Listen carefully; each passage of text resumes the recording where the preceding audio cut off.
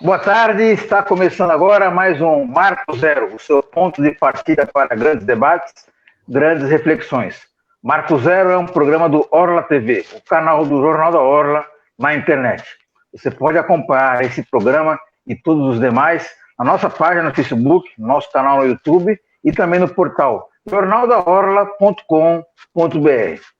E nessa edição vamos debater um tema muito importante, um dos segmentos mais afetados por conta dessa pandemia. Ao lado do turismo, o setor cultural também teve efeitos devastadores na sua cadeia produtiva. Além de deixar as pessoas sem entretenimento, sem a arte, também afetou diversos profissionais do segmento de cultura.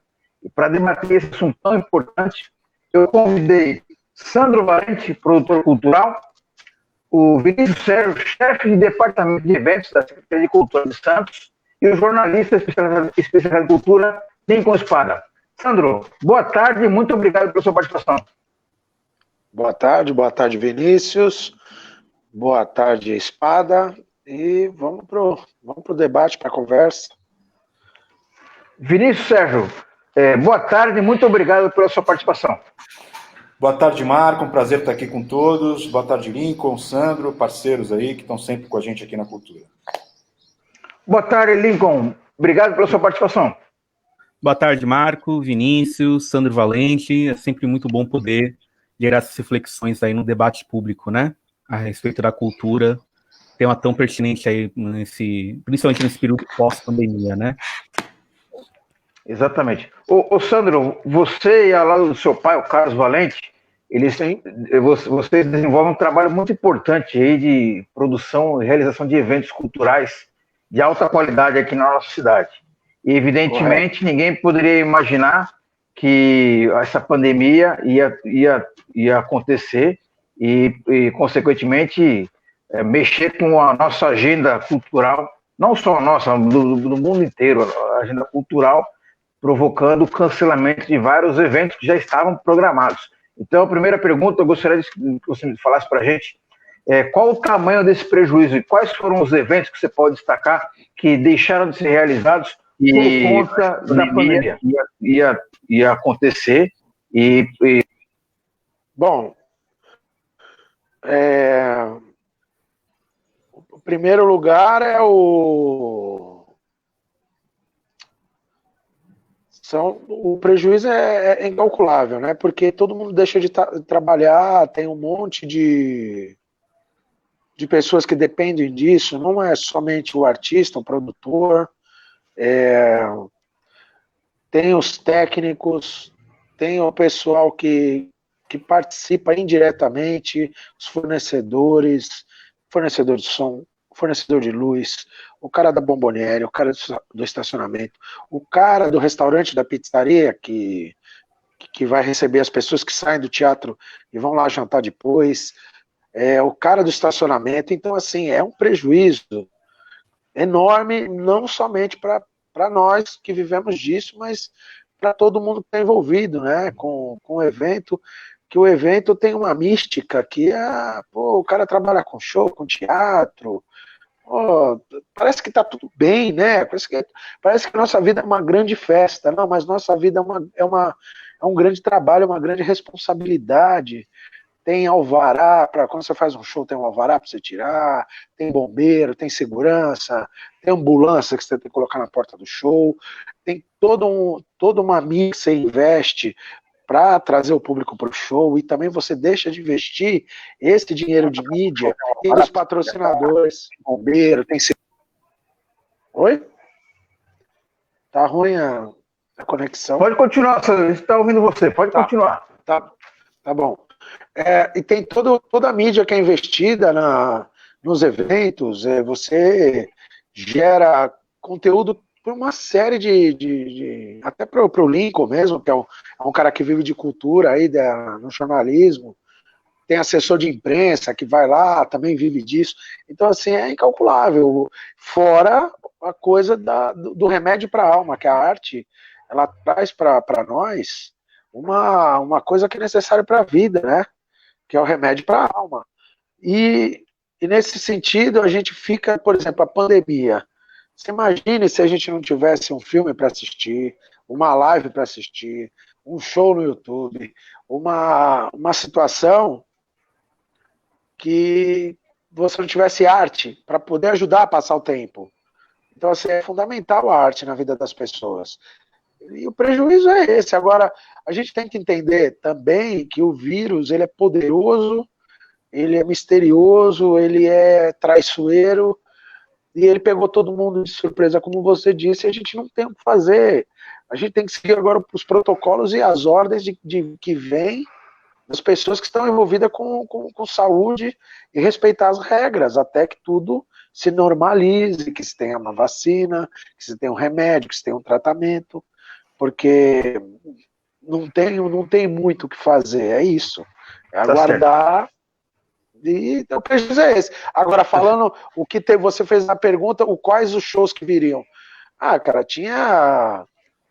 foi cancelado, nós fizemos o último do mês, foi o Diogo Nogueira. O meu parceiro de trabalho lá, o Luiz, ia fazer o Nat Roots, na outra semana já não fez.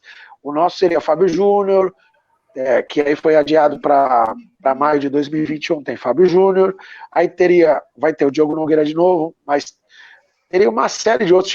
Tem o musical da Cláudia Raia, que estava agendado. Cara, é uma série de shows assim.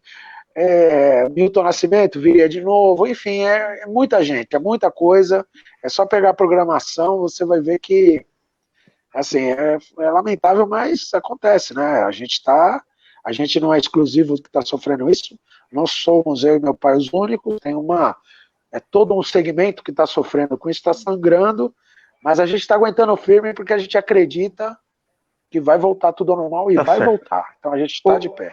Tá certo. Ô Vinícius, o Sandro destacou muito bem essa capilaridade da cadeia produtiva da cultura, né? Uma série de profissionais envolvidos.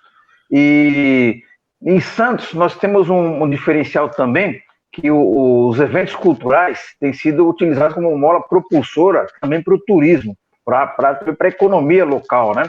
Eu posso citar aqui vários eventos, o Santos Café, o Rio Santos Jazz Festival, promovido pelo nosso amigo Cássio Laranja, a Tarrafa Literária, o Festival Santos Geek e vários outros eventos de perfil cultural, mas também que movimentam a economia, o turismo da cidade, trazem visitantes não só, atraem não apenas moradores da cidade e região, e também de outras cidades. Então eu gostaria que você falasse para a gente, dá para a gente medir o tamanho do prejuízo por conta da não realização desses eventos que eu enumerei? Bom, mais uma vez, boa noite a todos. Não dá para a gente ter essa mensura na ponta do lápis de uma forma regional. O que a gente entende é que todo o trabalho que tinha sido preparado ao longo desses anos, que, como você bem disse, somava-se a um desenvolvimento do turismo de negócios, ao turismo de eventos, enfim, todo esse projeto que foi colocado para frente, e a Secretaria de Cultura, junto com a Secretaria de Turismo, enfim, a administração como um todo, teve um papel muito importante, trabalhando não somente com os seus eventos, mas também com o apoio de eventos como os que você citou aqui. A gente não tem uma mensura muito definida desse processo. Mas, óbvio, a gente até para poder nos prepararmos, termos esse diagnóstico, a gente, na verdade, se apoia muito no que é a cultura como um todo, por exemplo, no estado de São Paulo. O estado de São Paulo, ele dimensionou exatamente essa perda na área cultural em 34,5 bilhões, que equivalem a menos 1,7 do PIB estadual. Então, menos 1,7 do PIB estadual foi impactado diretamente na projeção de longo prazo. Por que uma projeção de longo prazo? Porque, na verdade, por mais que a gente tenha 5 meses de pandemia, como bem o Sandro falou, como você, de alguma forma, citou, a recuperação desse processo, ela está dimensionada pelos técnicos aí, pelos institutos, enfim, pelas pessoas que estão debruçadas nesse processo, entre 16 a 20 meses de retomada para que a gente possa voltar de onde a gente parou.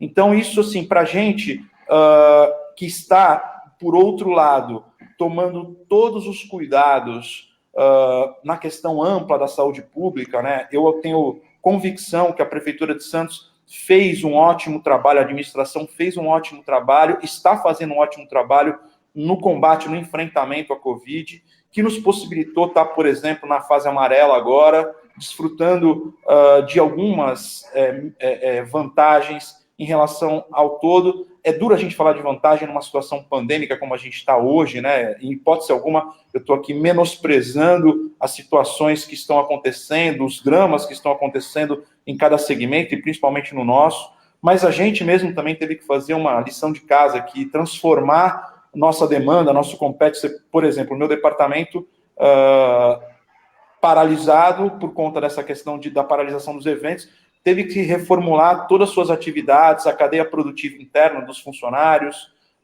A gente, na verdade, trabalhou diretamente no combate, então, dando apoio à Secretaria de Saúde, que, de certa forma, para fazer blitz, drive-thru de testes, os centros de triagem, era uma expertise que a Secretaria de Cultura tinha na montagem dessas estruturas. E Santos utilizou muito bem isso, trabalhou com poucas estruturas externas, extras, não fez estruturas como de eventos, por exemplo, para hospitais de campanha, a gente acabou trabalhando com os próprios públicos. Enfim, o dimensionamento que foi dado no combate à pandemia, eu acho que ele está de acordo com a melhor condição de retorno de Santos para essas condições, e a gente ter encurtado aí, se a previsão é 16 a 20 meses, a gente trabalhar sempre buscando diminuir esse prazo para poder impactar o mínimo possível nesse mercado que pertence ao Sandro, que pertence ao Lincoln e que pertence à própria Secretaria de Cultura, né? A Secretaria fez muitas outras ações de mitigação, apoiando o Conselho de Cultura, que o Lincoln bem lembrou antes da gente entrar aqui, teve uma reunião muito produtiva ontem. Eu sou vice-presidente do Conselho, além de ser chefe de departamento de eventos. Então, para a gente, assim, tem sido uma mudança na forma de lidar com isso, mas a gente acredita que todo o trabalho que está sendo feito pela administração, pela Secretaria de Cultura e a Prefeitura como um todo, nos lança a possibilidade da gente, mais rápido possível, estar retomando essa atividade para poder justamente retornar essa cadeia produtiva de eventos que foi da onde a gente parou todo esse processo. Eu tenho uma expectativa otimista em relação a isso. Cautelosa, claro, com todos os processos, enfim, a gente lida com carnaval, todos os eventos que você falou, os produtores já estão retomando a conversa para toda uma metamorfose do plano de trabalho deles, mas isso realmente é uma situação que a gente vai viver hoje, e eu tenho certeza que nos próximos anos a gente vai aos poucos retomando isso com a cadência natural do processo. Dentro do que eu... Só para não perder desculpa aí, Pode falar, é o seguinte... é o seguinte, dentro do que o Vinícius colocou, da metamorfose, né, tem uma situação que nós entraremos numa reconstrução, entendeu? É uma reconstrução de uma coisa que já era feita. Vai ter, não é reinventar, não é nada disso. O evento vai continuar sendo o mesmo, o show vai ser bacana, o teatro vai ser bacana, a dança, tudo. Vai ter uma diferença, são os protocolos. Como teve aquele infeliz, aquela desgraça na Boate Kiss, que mudou os protocolos de segurança, e com razão, essa pandemia vai mudar todo o protocolo de eventos com relação à saúde. Então nós teremos que acrescer nos alvarás, o alvará da saúde, por exemplo, da vigilância sanitária. Vai ter que ter uma situação de higienização antes de começar o evento, vai ter que ter uma medição de temperatura, etc. Isso aí os especialistas estão estudando, como o Vinícius mesmo disse, para que se chegue num denominador comum e para que mesmo com a pandemia, com a vacina, e mesmo com o remédio, as pessoas ainda estarão receosas com o vírus. Vai ser difícil trazer as pessoas de volta para as atividades externas, principalmente para show, para teatro, para coisa mais fechada, um ambiente mais restrito. Entendeu? Tem que ter esse protocolo, o Vinícius sabe disso também, e eu acredito que eles lá na Secretaria de Cultura, eles estão trabalhando com isso, que eu sei, já conversei, tive reunião com o Rafael Leal na prefeitura, então é só para completar o que o Vinícius disse dessa metamorfose. A transformação vai ser uma nova postura na hora de ter o evento, mas não vai deixar de ter o evento, claro. Né?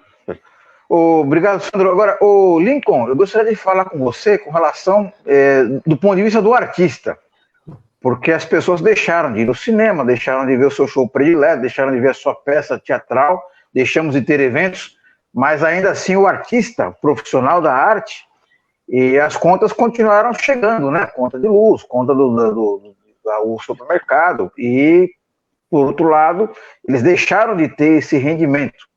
Além disso, é que nem produção científica também, né? Se você interrompe a produção cultural, a produção artística, você compromete todo o trabalho, né?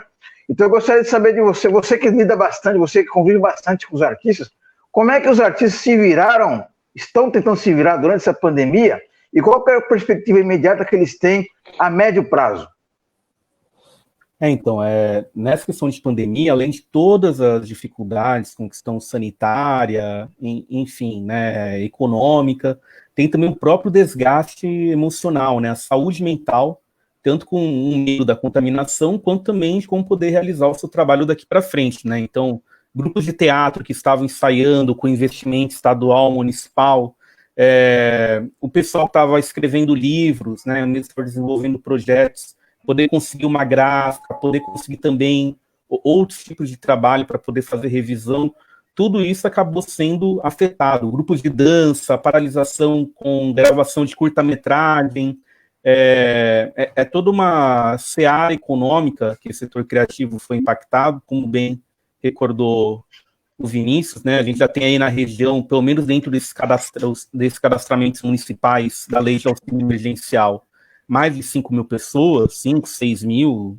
quase 7, pessoas que se autoconsideram, né, como fazedores de arte, como trabalhadores da cultura, e todas essas acabaram, ou num primeiro momento, precisaram ter que buscar o artesanato, ter que buscar fazer o e-commerce da vida, pessoal do teatro ou coral, como já foi falado, fazer ensaios, né, dentro de plataformas virtuais com todo mundo, então tiveram que aprender na marra a utilizar essa tecnologia, como se o futuro tivesse atravessado os dias de hoje. E para poder dirimir a questão econômica, aí foi fundamental a questão do auxílio emergencial, né, que o Congresso impôs ao governo federal no valor atual, e toda a pressão que a Frente Ampla para os trabalhadores da cultura, que o Congresso, que outros agentes políticos, a própria Secretaria da Cultura, daqui de Santos e as demais, o fazem na questão da Lei Aldir Blanc, que é uma lei que em curto ou médio prazo vai poder providenciar para esses agentes culturais que estão em situação de vulnerabilidade um certo conforto no sentido de como poder se manter a curto prazo. Teve dois pontos também que é interessante citar, uma que as prefeituras e os governos colaboraram muito com o Fundo Social via cesta básica para artesãos ou outros tipos de artistas em situação de vulnerabilidade nos primeiros meses da pandemia. Isso foi necessário. E um outro ponto é que nessa questão dos auxílios, que ainda vai ser mais para frente, no decorrer do próximo semestre, uma das situações que aí é uma situação de discussão entre parte dos artistas, é da exigência de contrapartida para certas categorias ou certas situações de quem for a vir receber esse tipo de financiamento, né? Então, na verdade, não seria apenas para manutenção da sua própria atividade, mas como se fosse um crédito para desenvolver um projeto mais para frente. Mas isso é algo que, de qualquer forma, eu creio que vai ficar algo em discussão dos municípios quando vier essa legislação, né? Por exemplo, quanto que uma livraria vai ter que dar de contrapartida, enquanto que um estúdio de som vai ter que dar de contrapartida para o município e poder público para poder receber o seu custeio de manutenção. Ô Vinícius, durante a pandemia nós acompanhamos vários artistas, alguns deles até consagrados, fazendo as lives, né, transmissões ao vivo, apresentações pela internet. E me parece que a Secretaria de Cultura de Santos também criou um canal no YouTube para poder permitir que os artistas também se apresentassem. Eu gostaria que você me falasse sobre essa experiência, quais os artistas que tiveram essa oportunidade de se apresentar e qual o retorno que vocês tiveram com essa ferramenta para divulgação do trabalho dos artistas. É bem o que a gente estava conversando aqui, e a atividade que a gente teve que, na verdade, girar a chave foi quase assim, a aceleração que existiu em relação a essa progressão que teve na educação. Nós também tivemos que nos lançar a essa mudança, né? A Secretaria de Cultura teve que trabalhar, acelerar o seu processo de ter um palco virtual, e o canal Cultura Santos no YouTube foi a saída. O canal Cultura Santos, ele acabou represando toda uma demanda que existia na Secretaria de Cultura, tanto nas aulas, nos professores, que além das aulas via vídeo, mandado formalmente para cada aluno, também tem algumas aulas publicadas no canal Cultura Santos. As lives, em especial, foi um trabalho que a gente acabou tendo que pegar na unha, unir essas demandas que o Sandro bem colocou aqui, dos protocolos, e trabalhar em cima de todo o aparato de não somente fabricar, fazer um show no palco, né? No caso, a gente trabalhou aqui no Teatro Municipal, até precisamos trabalhar em casa, justamente para a gente ter mais garantias do isolamento, das possibilidades de dar as garantias aos artistas e às equipes técnicas que estavam aqui.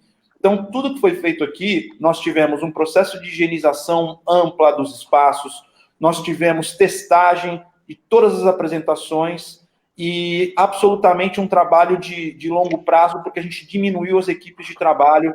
Então, uma montagem de um processo que demora 1 dia, 2 no máximo, a gente trabalhou 4, 3 dias para poder montar tudo, trabalhando com equipes reduzidas. Então, esses foram os trabalhos que foram feitos para que a gente pudesse encaixar exatamente nessa transição. Nós trabalhamos na primeira live com o Charlie Brown Jr., que, por uma felicidade, caiu para a gente fazer esse projeto, que o Charlie Brown não tinha feito ainda nenhum show para algum... Eu vou te cortar falando que eu vou fazer esse show ao vivo, hein? Muito bom, muito bom.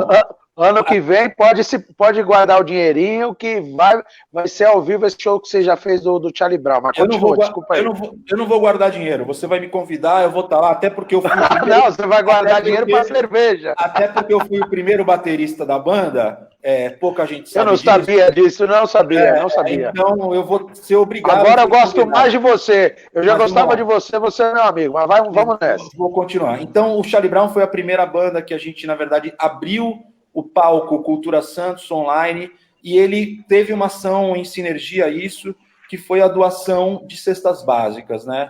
Bem como o Lincoln falou, a Secretaria de Cultura, ela se engajou nesse processo junto ao Conselho de Cultura e junto ao SOS Graxa, que é o pessoal da rede que trabalha com a elétrica, com os montadores, enfim, todo mundo que trabalha nos bastidores, os famosos camisa preta.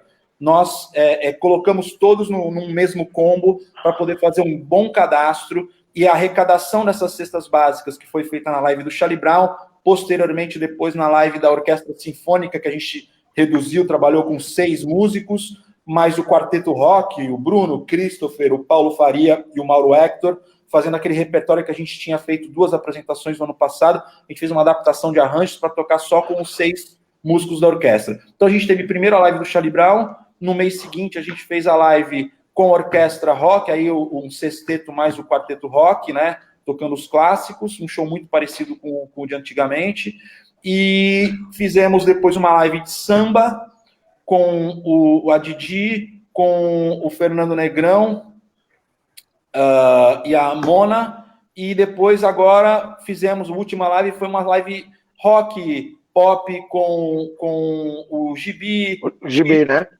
Isso, e mais o Murilo e o... Lucas. Lucas De Gasperi. Lucas De Gasperi, um talentoso músico de Santos. Todos os 3 são meus amiguíssimos e talentosos, parabéns. A gente, na verdade, trabalhou sempre com a função da arrecadação. A gente tem um apoio também do Fundo Social complementando isso. A título de curiosidade aí, a Secretaria de Cultura tem dado esse apoio com o Conselho de Cultura e o SOS Graxa. Então, mensalmente, foram feitas 2 rodadas, 2 meses de distribuição, uma média de 380 cestas básicas. A meta é provavelmente a gente ultrapassar aí as 20 toneladas de alimento distribuído no decorrer desse processo.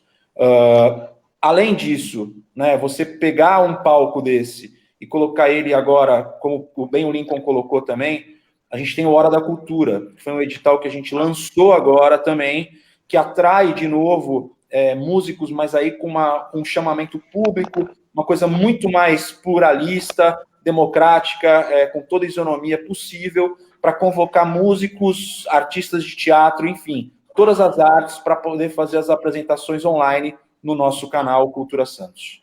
São apresentações, cursos e mais de 100 que foram cadastrados, é isso, Vinícius? Desculpa, Lincoln, repete que eu não entendi. Tanto para apresentações, para oficinas, não é isso? Atividades formativas também foi disponível. E quantos cadastrados foram? Foram mais de 100 credenciados? Eu não tenho um número preciso, foram mais de 100 cadastrados, e a gente teve, assim, selecionados quase que a totalidade dos cadastrados. Foi um chamamento mais para que a gente pudesse reverberar isso e tivesse aí a possibilidade de atingir a todos.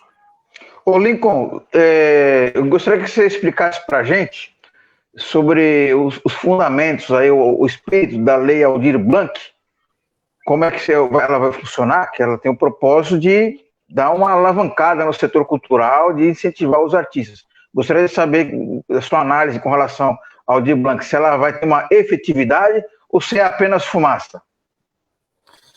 Então, a gente espera que consiga ser efetivo, né? A questão dos 3 bilhões, que é o repasse federal, na verdade, é uma luta desde o artista, né, de rua até as instituições culturais mantidas por bancos, porque os 3 bilhões, na verdade, é um valor simbólico para a cultura, porque dentro da loteria da Caixa Econômica Federal, há uma menção de que uma parte dessa cota do que você vai fazer a sua fezinha toda semana, ela vá para o Fundo Nacional de Cultura. E esse valor sempre foi na casa dos 3 bilhões, que nunca foram repassados, nem enquanto era ministério. Então, de uma forma muito ousada... Mas só para a informação ficar correta, esses 3 bilhões nunca foram repassados desde que existe essa lei da loteria para eu não vou saber informar se é na questão desde o governo do FHC, ou se é desde o governo do Lula, ou desde o governo da Dilma. Desde o governo da Dilma, é certeza. Não é questão política, quantos anos que se perderam, essa verba para a cultura, mínimo, né? 6 anos, de 6 anos para mais. Então essa verba iria para o Fundo Nacional, que é onde poderia possibilitar os editais e os repasses fundo a fundo. Quando foram fazendo o SUS da cultura, que é o Sistema Nacional, Sistema Municipal de Cultura, etc., era muito dentro dessa discussão que iria conseguir, nesse caso, pressionar para que houvesse a efetividade dessa legislação e que pudesse ver essa verba. Hoje, quem recebe parte dessa verba é o Fundo do Esporte, Fundo Nacional do Esporte, onde tem uma cota que foi repassada das fezinhas e é mantida para lá. Mas na área da cultura nunca houve. Então, nesse quadro surrealista que a gente tem de política nacional, né, onde justamente um presidente da qual o pessoal da cultura mais tem uma ojeriza e vice-versa, foi justamente nesse governo onde acabou tendo essa política estadista de poder criar essa situação de uma lei Aldir Blanc, né, de um artista que faleceu por coronavírus até, né, que era de notório saber de uma trajetória, né, ímpar. É um mito na música, é um cara que o João Bosco disse que ele não existe sem ele, entendeu? É um dos ícones da nossa história. Só isso, o nome da lei. E aí, quando foram fazer esse tipo de verba, eles dividiram com que metade desses 3 bilhões ia ser repassado para os estados e Distrito Federal, a outra metade para os municípios, sendo que vão ser proporcionalmente 40%, né, na verdade, essa totalidade, 80%, então, do que receberia cada município e estado é proporcional, sendo que os outros, de uma forma igualitária, e os outros restantes vai ser proporcional demograficamente. Então, na verdade, provavelmente, estados do Norte, Nordeste, Centro-Oeste, que tem menor população, vão ter talvez uma verba ainda maior para poder ter investimento cultural. Só que, infelizmente, eles estão hoje um passo atrás na questão de estruturação dessa discussão da lei. Algo, por exemplo, que em Santos, que na Baixada Santista, no estado do Sudeste e Sul, eles estão um pouco mais avançados nessa discussão, fazendo o cadastramento dos artistas, já tem comissões que vão ser organizadas como tal, mas é claro que nós, como fazedores de arte, a gente quer que seja bem executado o que vier dessa verba. Né? Na Baixada Santista são de 14 milhões que está sendo previsto, se eu não me engano é quase 3 milhões em Santos, é 2.900, 2.800, 2 milhões em São Vicente, e aí você chega até, por exemplo, em Mongaguá, que eu acho que a cidade com Mongaguá e Bertioga, é mais ou menos 450 mil que vai receber dentro dessa verba. Então, todos os artistas, e aí é interessante porque a gente sempre teve uma dificuldade de poder integrar os artistas desde que houve sucessivos fechamentos e transições do que veio a ser a cadeia velha, porque lá sempre foi espaço onde os artistas de toda a região vinham se encontrar, em especial das 5 principais, eram 5 com maiores populações, e agora todo mundo está se organizando em grupos virtuais, onde ficam nas discussões de como poder vir a ser ponto a ponto do que vem a ser tanto da legislação quanto da regulamentação que saiu agora. Opa, pode falar, Vinícius. Não, eu só queria assim, complementar, desculpa, Lincoln, até por conta de toda essa... Além dessa organização da sociedade civil, conforme o Lincoln está falando, é muito importante colocar que a regulamentação saiu ontem, a gente também estava falando disso, né, Lincoln? E eu, por exemplo, do dia corrido hoje, eu só vou conseguir ler mesmo com carinho, com toda a cautela, no fim do dia hoje, essa regulamentação. Mas é muito importante falar que, além dessa organização da sociedade civil, em torno da organização, da promoção, da transparência, enfim, para que isso seja cumprido, pelo que hoje eu recebi, por exemplo, um áudio da Jandira Fagali, que foi uma das criadoras dessa lei, junto com a Benedita, se não me engano. E, assim, que a regulamentação ela foi feita com um certo nível de burocracia alto. E isso é um ponto muito relevante para ser colocado, que faz com que nós, que trabalhamos na área da gestão pública dos recursos, tenhamos que ter um cuidado, um desdobramento muito grande. Eu estou falando isso de forma especulativa, como eu disse, eu ainda não li a regulamentação, pelo que eu ouvi hoje, pelo tudo que foi chegando hoje, até da própria sociedade civil, pessoas que estão nos acompanhando, e a gente está apoiado nessa leitura deles, que foi uma coisa muito mais burocrática do que se esperava. A gente esperava realmente o nível de burocracia.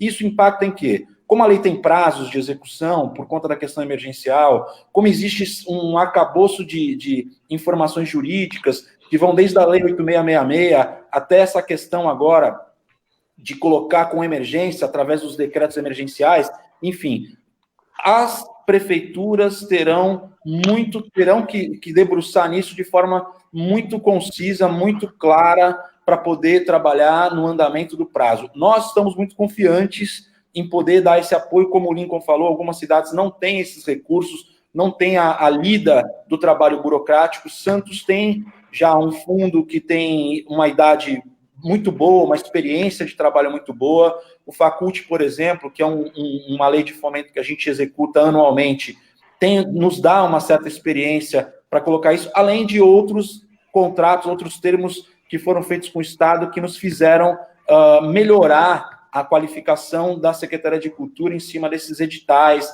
em cima desses processos. O que nos pega agora é a questão de prazo. Além da sociedade civil se organizar, as prefeituras, eu falo aqui pela Secretaria de Cultura, nós estamos correndo e nos preparando com um time aqui muito preparado para a realização desse projeto, desse processo emergencial. Tá certo. Você quer complementar, Lincoln?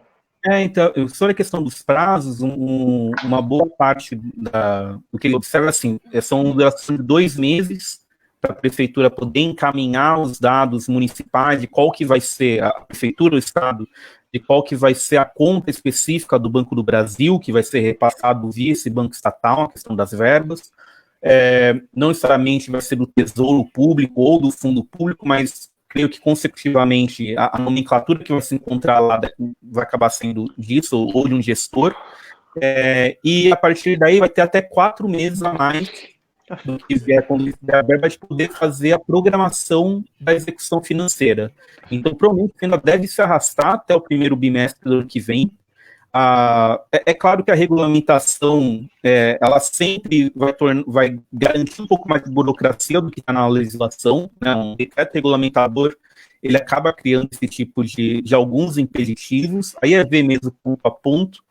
Eu na minha leitura técnica, não considerei que fosse algo ainda tão burocrático. Por exemplo, a gente já passou pelo governo do estado, quando faz convênio com as prefeituras, é algo muito mais burocrático na questão de atividades.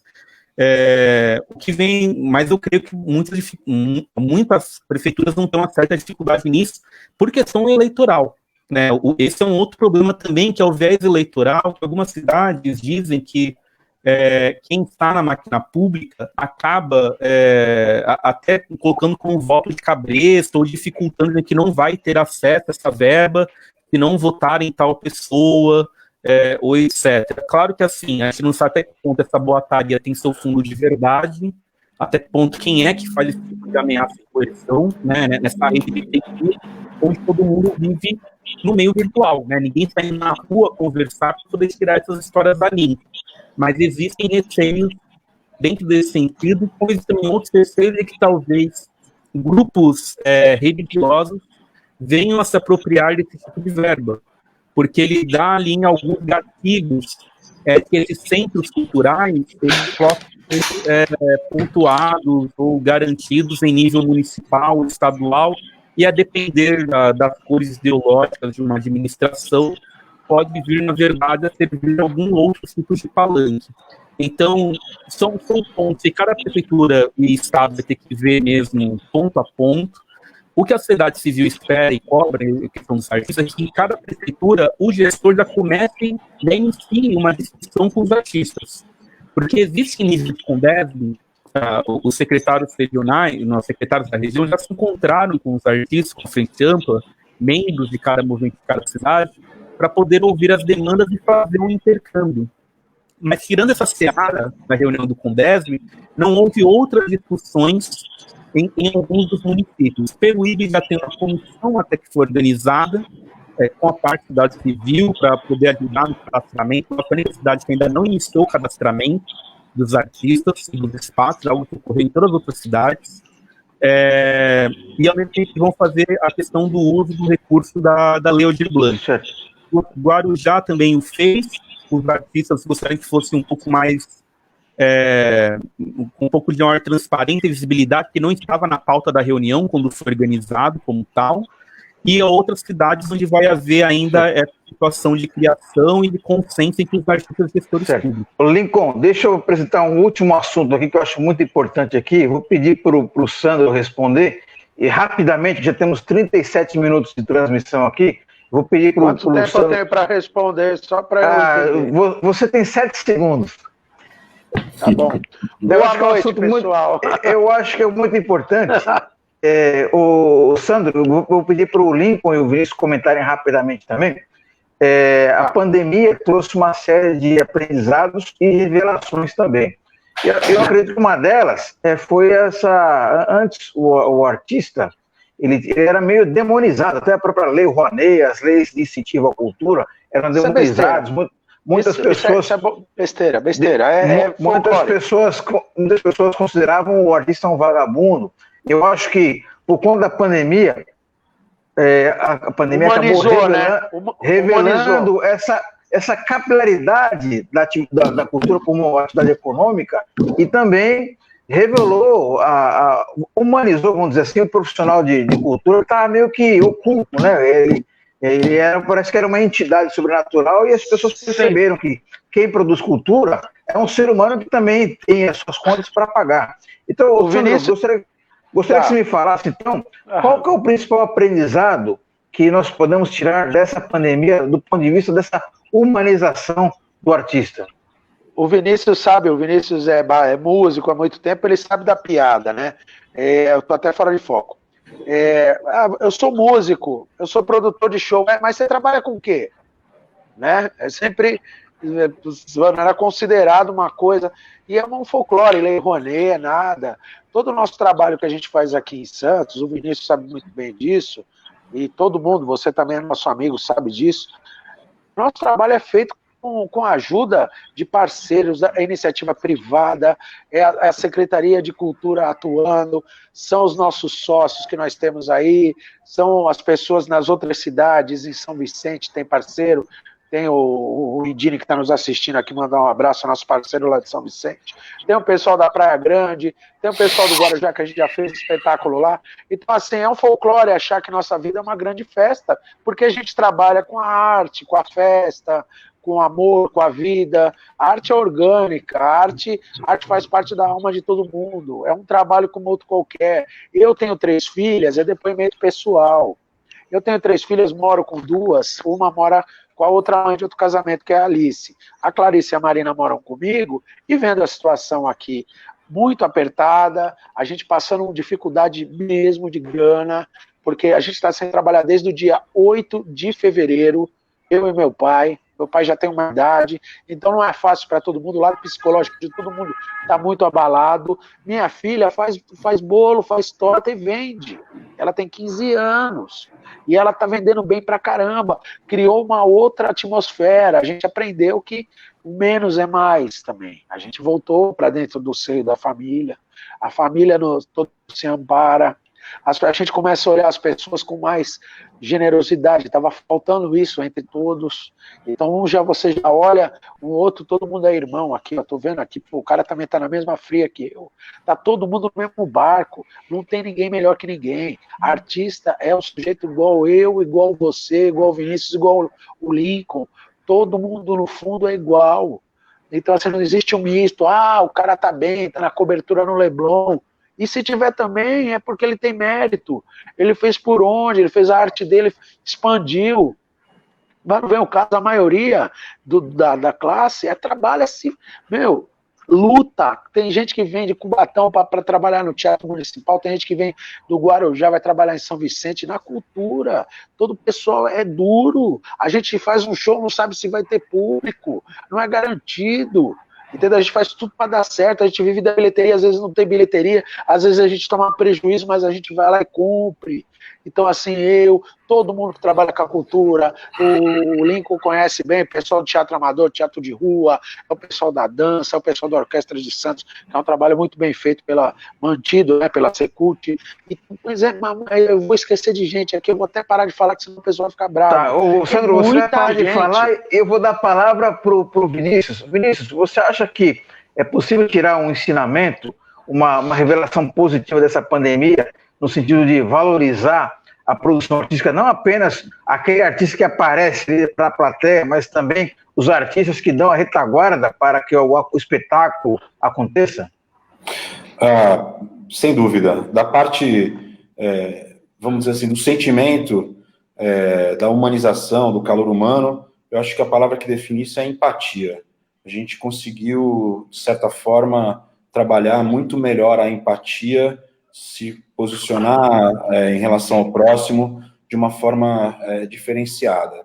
E, na prática, para nós, por exemplo, o cadastramento cultural e essa transformação, o upgrade que a gente conseguiu fazer, por exemplo, alcançando um número de visualizações, mais de 35 mil visualizações ao longo dessas lives, por exemplo, ela fez com que a gente acelerasse um processo que é um processo que vai ficar para sempre, das transmissões, por exemplo, que a gente desse um novo passo na transformação desse trabalho. Então, eu acho que na parte humana, a empatia, o raio-x, por exemplo, outra coisa que não dá para a gente não citar, a Secretaria de Cultura, a administração, teve condição de enxergar exatamente, fazer um raio-x da arte e cultura na cidade com cadastramento, a região também, idem, enfim, o Brasil, o Estado, provocado por conta da Aldir Blanc, algo também que veio por conta da pandemia. Enfim, eu estava falando com uns amigos antes de entrar aqui, a gente, na verdade, está num processo quase do Uber, né? A gente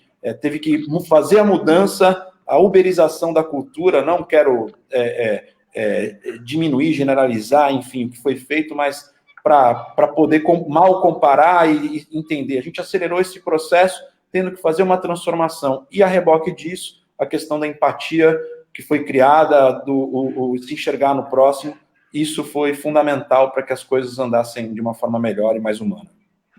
Ô Lincoln, você que convive bastante com artistas, você acha quais são as principais mudanças que vão acontecer no corpo e na alma dos artistas? Eu creio que essa deve ser uma chaga, né, literalmente, toda a situação onde a gente vê o quanto que a pandemia cresceu, chegou no platô, enfim, está se estabilizando, está diminuindo o número de casos, mas o quanto que isso ainda vai ficar nas nossas memórias, né, e o quanto que isso vai ser repercutido em suas obras, em suas produções, em reflexões acadêmicas, né, vai ser um estudo de caso, literalmente, por gerações, da mesma forma que o ato de 2001, né, do 7 de setembro, marcou os Estados Unidos, né, em toda a sua filmografia e outro tipo de produções, acontecerá o mesmo enquanto fazedores de arte. Na minha timeline, todos acabam sempre relembrando, né, que nessa pandemia aumentou 20% o número de assinantes do Netflix, teve 1/3 a mais de pessoas consumindo Spotify, 1/3 a mais de vendas virtuais de livro. Então, as pessoas entenderam que essa produção cultural, como, né, o significado dela, o significado de ter a arte, o significado de que isso pode gerar tanto entretenimento quanto reflexão. A questão enquanto os artistas, quanto eles se tornaram mais unidos ainda, né, por conta dessa causa em comum. Aprenderam também, a gente participava do concurso junto do Vinícius, eu lembrava do quanto que havia, às vezes, muito mais ruídos do que diálogos e pontes entre os gestores públicos e os artistas, né? Se a gente for pegar os últimos anos, o quanto que isso se tornou uma forma mais evoluída da situação, a visibilidade que os artistas estão tendo com essa questão do cadastro, né, a visibilidade dos seus próprios espaços, a questão de um reconhecimento que eles vão ter, e não só eles, como também, assim, vai ser muito mais comum, eu creio, que espaços, sejam virtuais ou espaços comunitários, tenham um maior foco nesses próximos anos. Afinal, a pandemia ainda vai, né, ter resquícios dos nossos hábitos, né? Então a gente está falando, até mesmo empreendedor criativo, que não necessariamente é o trabalhador da cultura, é a pessoa que vende bolo de pote, a pessoa que ministra aula de TI virtual na Udemy. A gente falando de 62 mil que tem na Baixada Santista que trabalham dessa forma como microempreendedores ou empregados dentro dessas situações. Eles vão se reinventar de um jeito e vai ser algo mais de bairro a bairro. Talvez a gente vai estar ruralizando as cidades, se a gente for pensar a grosso modo, né, onde as pessoas viviam mais com a sua própria vizinhança de logo de início. E aí, já que você comentou uma das últimas falas, é interessante observar que a questão da lei de auxílio emergencial, o que isso pode gerar de impacto, talvez seja negativo, a gente também poder ficar, pelo menos, de alerta, é que ela não custeia a manutenção dos museus, teatros e dos espaços públicos, que são geralmente espaços combados históricos, né, onde a iniciativa privada não consegue prever uma autonomia financeira, uma sustentabilidade financeira para tal. Isso pode significar, já que as pesquisas indicam naturalmente que um espaço cultural que vai estar aberto demora 2 anos para poder pegar, um comércio, uma biblioteca, enfim, qualquer espaço para poder fidelizar o público, isso pode ou vir a marginalizar ou vir a agilizar uma privatização desses espaços, né? E talvez tenha que trocar totalmente o uso deles para poder garantir uma autonomia financeira. Então, são pontos de reflexão que a gente tem que fazer. E o outro é que, justamente como o Vinícius falou, essa uberização que o artista teve que aprender na marra a questão da tecnologia, vai ter que aprender na marra a questão de prestação de conta.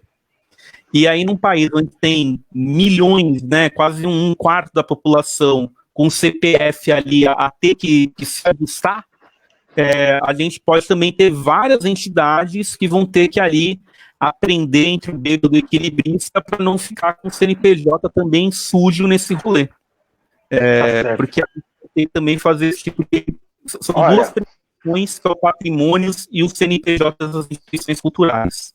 Tá certo. Só para uma coisa em cima do que ele falou, nem vou entrar em tema de lei. É assim, eu concordo que existe uma modernização, esse termo uberização, enfim, Já não entendi esse apelido, mas enfim, eu já entendi que ele explicou agora que é uma modernização da coisa, uma tecnologia. Mas eu acho que a arte, você, Lincoln, que trabalha com os caras, você está diretamente ligado, você sabe que não adianta. Teatro é ao vivo, show é ao vivo, e tudo bem que a pandemia está nos impedindo momentaneamente.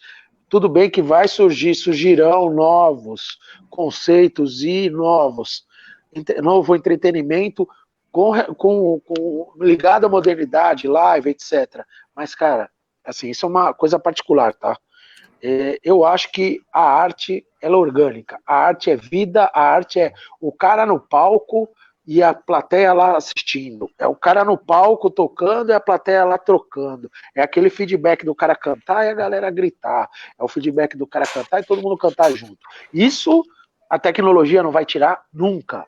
Essa coisa humana não vai tirar. Eu concordo com o Lincoln que existe uma modernização necessária que antecipou um processo que seria inevitável. Mas esse contato pessoal e tal é vida. A arte é vida. A arte é orgânica. Sandro Valente, valeu. Obrigado. A conversa está muito boa, renderia mais 1 hora de conversa, que o assunto é denso e é importante que se faça. O Lincoln deve ser de um partido grande, porque ele falou mais de 40 minutos na live. Ó. É isso daí. Eu agradeço muito a participação do Sandro Valente, produtor cultural, também do Vinícius Sérgio, chefe de departamento de eventos da Secretaria de Cultura de Santos, Lincoln Espada, jornalista cultural. Obrigado a todos e um agradecimento especial a você que nos acompanhou até agora nessa transmissão ao vivo. Eu quero lembrar que essa transmissão ela fica permanentemente armazenada na nossa página no Facebook, no nosso canal no YouTube e também no portal jornaldaorla.com.br. Muito obrigado a todos e até a próxima transmissão. Beijo do Gordo!